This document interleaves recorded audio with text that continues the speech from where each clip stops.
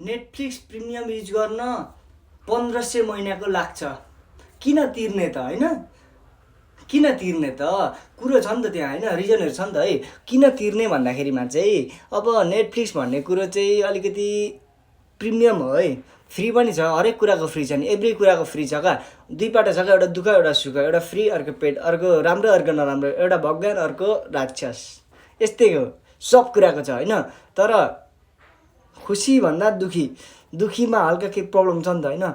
सुखी अब खुसीमा अलिकति राम्रो छ नि त, यस्तै हो। नेटफ्लिक्समा अलिकति मजा छ, पाइरेसीमा अलिकति कम मजा छ। तर आफ्नो सोचमा हैन, आफ्नो रिक्वायर्डमा भर पर्छ। अब पाइरेसी युज गर्ने किन भन्दाखेरिमा चाहिँ तपाईहरुसँग इनफ टाइम छ हैन, त्यस्तो केही काम छैन। अनि कहिलेकाहीँ एडसेटहरु सर्भ गर्छु हैन, कहाँ पुऱ्याउँछ, कहिलेकाहीँ भाइरसहरु आउँछ, फोनसोनमा केही छैन हैन, जे पाइदिए तर बाले हुँदैन भन्ने सोच्नु ठिक छ, इट्स ओके हैन, पाइरेसी ठिक छ। अनि पाइरेसीमा नि एचडी मुभी 2 हेर्नु ठिक छ, हेर्नुस् केही छैन।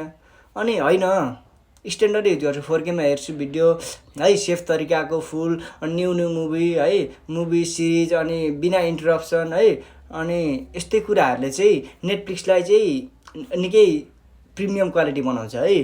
अनि त्यस्तो कुरो क्वालिटी बनाउँछ। अनि 1500 चाहिँ अब मैले एउटा बदम जुसको भिडियो हेर्नु होला नि त हैन, 1500 त्यो कहाँदेखि किन्नुहुन्छ भन्ने पर्छ। अनि तपाईले सस्तोमा पाउने ठाउँ चाहिँ म भनिदिन्छु। मैले बायोमा लिंक राखिदिएको छु, नत्र भए पनि लिंक भनेर कमेन्ट गर्नुभयो भने म पठाइदिइहाल्छु तत्काल है त, इन्स्टेन्ट ल।